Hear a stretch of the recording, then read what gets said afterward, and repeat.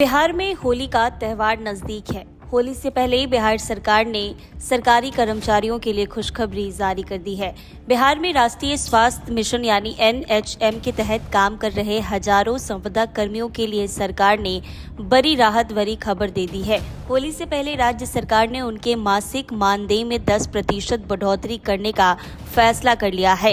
यह निर्णय स्वास्थ्य विभाग और बिहार राज्य स्वास्थ्य समिति की ओर से जारी आदेश के बाद लागू किया गया है।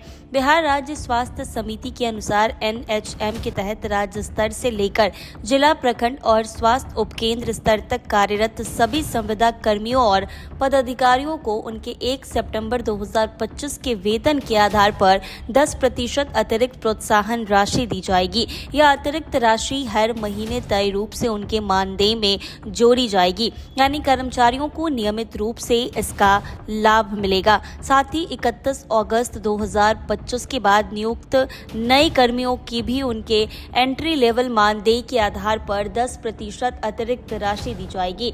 इस तरह पुराने और नए दोनों तरह के संविदा कर्मी इस फैसले के दायरे में आएंगे। हालांकि सरकार ने इस फैसले के साथ कुछ स्पष्ट शर्त भी तय कर दी है। जिन कर्मियों की सेवा समाप्त हो चुकी है या जिन्होंने स्वयं इस्तीफा दे दिया है, उन्हें इस बढ़ोतरी का लाभ नहीं मिलेगा। ये सुविधा केवल NHM के स्वीकृत पदों पर वर्तमान में कार्यरत संविदा कर्मियों के लिए लागू होगी। रोगी कल्याण समिति यानी RKS या आउटसोर्सिंग एजेंसी के माध्यम से कार्यरत कर्मियों को इस योजना का लाभ नहीं मिलेगा। यानी यह बढ़ोतरी केवल उन कर्मियों को मिलेगी जो सीधे NHM के तहत संविदा पर कार्यरत हैं। सरकार ने यह भी साफ किया है कि यह 10% बढ़ोतरी मूल वेतन में अस्थायी रूप से नहीं जोड़ी जाएगी। इसका मतलब ये है कि भविष्य में होने वाली वार्षिक वेतन वृद्धि, लॉयल्टी बोनस या अनुभव बोनस की गणना इस अतिरिक्त प्रोत्साहन राशि को जोड़कर नहीं किया जाएगा। इस अतिरिक्त राशि का लाभ लेने वाले कर्मचारियों से एक अंडरटेकिंग ली जाएगी। इसमें ये उल्लेख होगा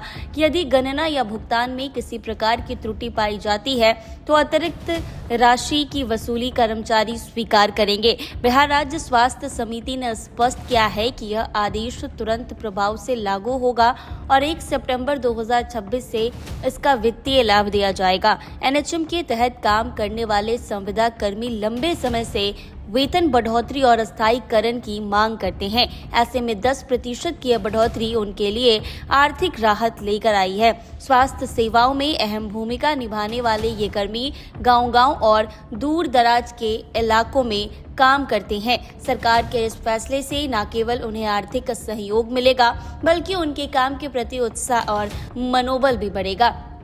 तो ऐसे में बिहार में राष्ट्रीय स्वास्थ्य मिशन के तहत काम कर रहे हजारों संविदा कर्मियों के लिए सरकार ने बड़ी राहत की खबर दे दी है, या फिर यूं कह ले तो होली से पहले खुशखबरी दे दी है।